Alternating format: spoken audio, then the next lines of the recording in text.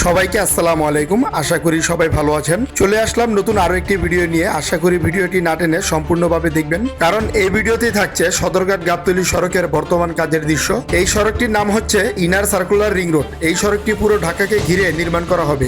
বর্তমানে যে সমস্ত গাড়ি ঢাকার ভিতর দিয়ে প্রবেশ করে এক প্রান্ত থেকে আরেক প্রান্তে যেতে হয়, এই সড়কটি সম্পূর্ণভাবে বাস্তবায়ন হলে সেই গাড়িগুলোকে আর ঢাকার ভিতরে প্রবেশ না করে ইনার সার্কুলার রিং রোডের মাধ্যমে তারা এক প্রান্ত থেকে আরেক প্রান্তে খুব সহজে যেতে পারবে।